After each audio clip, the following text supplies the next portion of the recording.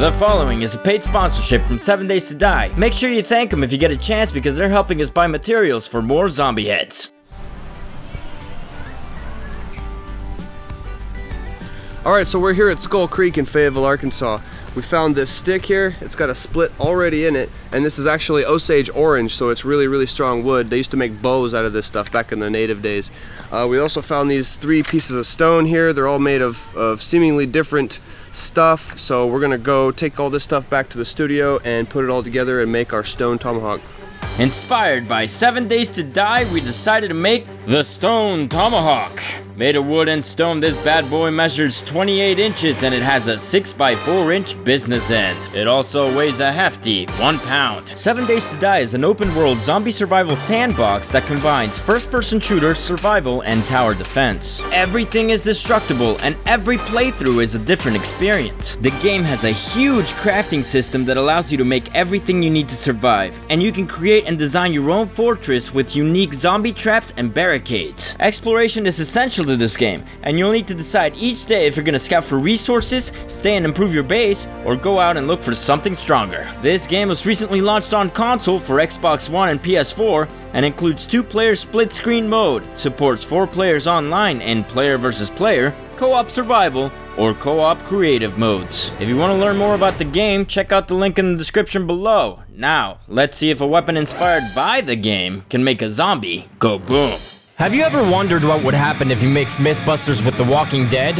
We are Zombie Go Boom, filmmakers and zombie survival enthusiasts. Using our scientifically accurate zombie heads, we put retail weapons, homemade weapons, and everyday objects to the test in order to see what will save you during the zombie apocalypse. Survive, protect, and kick undead ass.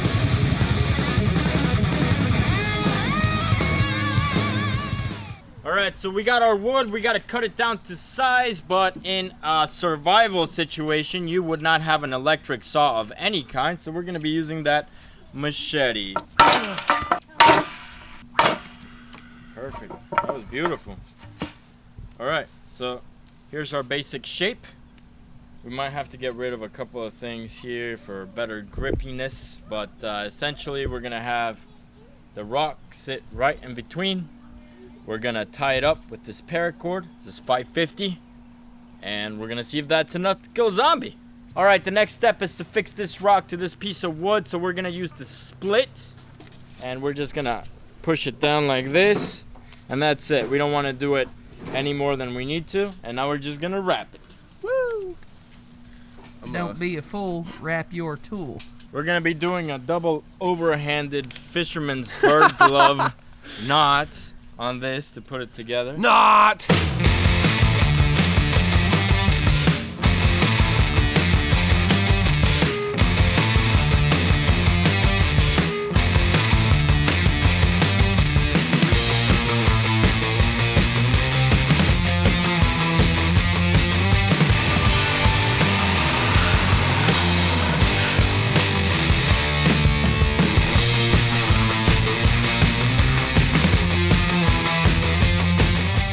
You wanna hear a joke I made up? Yeah.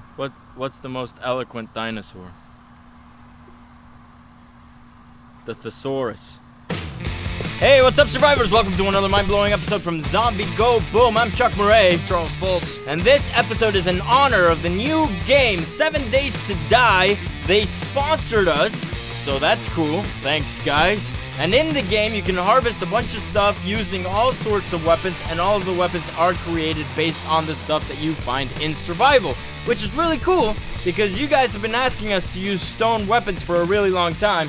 Well, we made this rock or stone tomahawk, which we're going to be testing today. So, Charles, the Executioner Fultz, what is your plan of attack? I'm just gonna do a vertical strike to the top of the head. All right, let's see if that works. Out.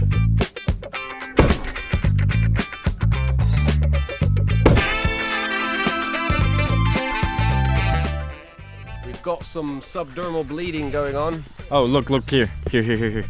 You see that? You can see the hemorrhaging under the skin. It did a little bit of damage to the skin, as you can see. It definitely cut into the skin just a tiny bit. But the real damage is the hemorrhaging that you can see That's really freaking cool. That's why we make our skin layer kind of translucent, so that if there is some hemorrhaging from the cranial cavity pouring out past the skull, we can definitely view it. But this is probably enough. Oh my god. You watching this, cameraman? Check this out. It's really in there. Boom. That's from like maybe 5% power. yeah, that's actually a really great weapon, which is, and that's exactly what that weapon was designed for, was to crack skulls, you know? The first men, that's how they figured out you could, you know, kill somebody, is to crack their skull in before they knew about anything else, right? Right. So anyway, that worked. There's a hole, probably about, I'd say 2 centimeters in diameter, that is totally leading me into the cranial cavity. There is bone that actually went into the cranial cavity, so I will say that just from that hit, I am 99% sure that this zombie is dead, which is amazing. Now, how is the weapon itself? Perfect. Not loose. It's not even bloody. Okay, so for something that costs us basically nothing, kind of like the price of the paracord, which is probably about, I don't know, $2 worth of paracord. You don't even have to use paracord. Right. You could use something that you find, but paracord will definitely last a lot longer. Either way, for $2 of paracord, we've pretty much created an overkill weapon, I will say. As long as it keeps its shape during the rest of the test, we'll say that this definitely gets the overkill seal of destruction. So, super excited about that. Are you? I'm always excited about that. My god. This is even cheaper than that 50-cent hammer that didn't get the overkill seal of destruction. Got close. This might actually get it. All right, Charles, what do you want to do next? Well, I'm going to take the backside and hit it against the frontal bone and see what that does. Yeah, and if it can do that, then you know this is probably definitely an overkill weapon for sure. Oh, it broke. It broke? Well, it chipped.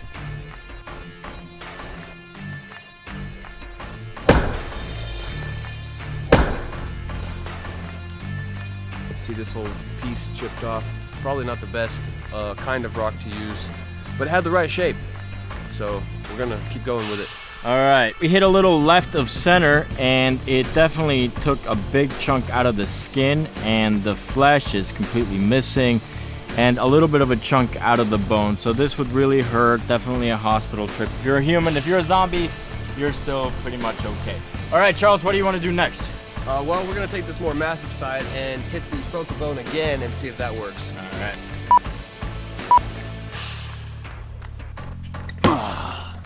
Damn.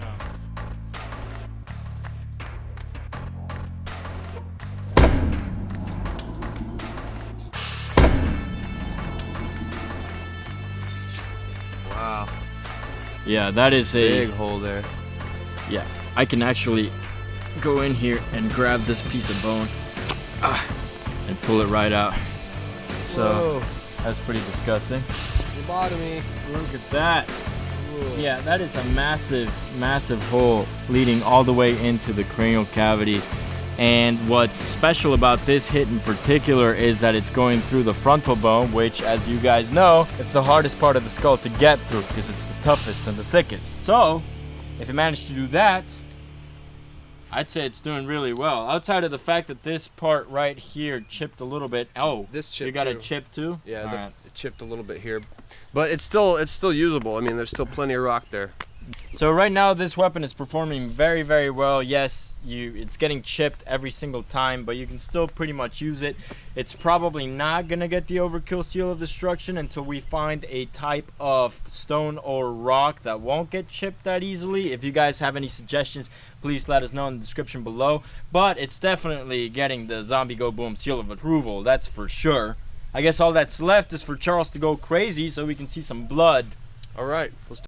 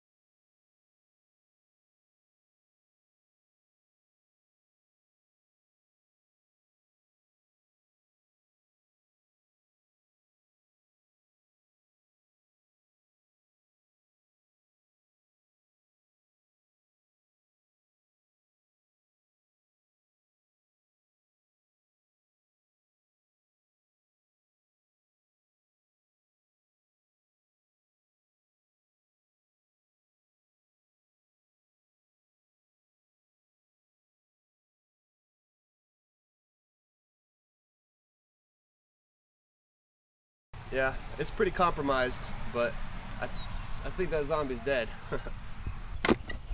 Yep. All of that pooling.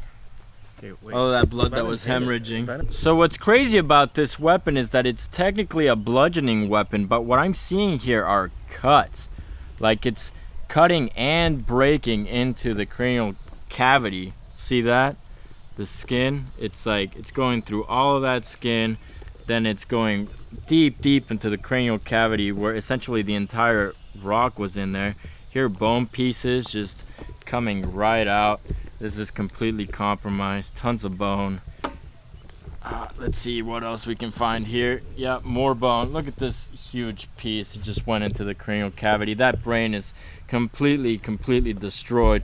So definitely a kill.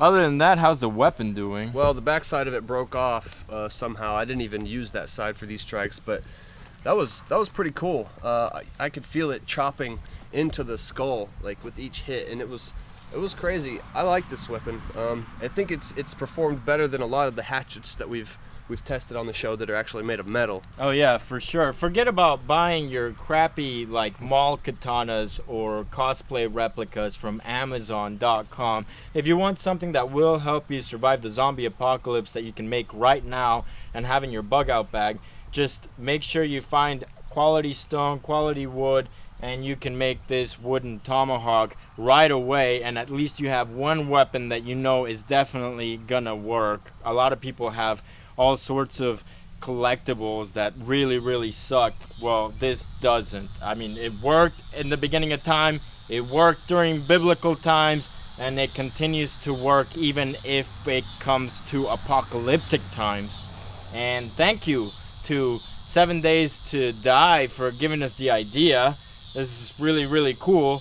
I know a lot of you guys had been asking us to do it too, so you gave us the idea as well, but this gave us a really good opportunity to try it, and I'm glad it worked.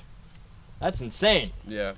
So if you really like this video and you want to see more of this stuff, make sure you share it with your friends. Also subscribe to Zombie Go Boom and punch the living crap out of that like button. And if you want to find out more about 7 Days to Die, link is in the description below. Make sure you click on that. That helps us a lot because those guys are actually helping us produce more episodes of Zombie Go Boom. Essentially, they have made it so that we can make a ton of Ivan heads for the next few months. So thank you so much to you guys for supporting us, and thank you for you guys watching for supporting us as well. With another mind-blowing episode from Zombie Go Boom, I'm Chuck Murray. And I'm Charles Foltz.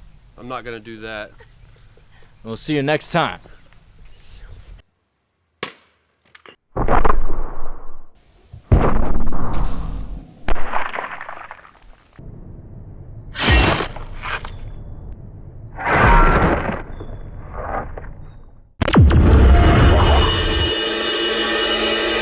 Paid sponsorship from 7 Days to Die. Make sure you thank them if you get a chance because they're helping us buy materials for more zombie heads.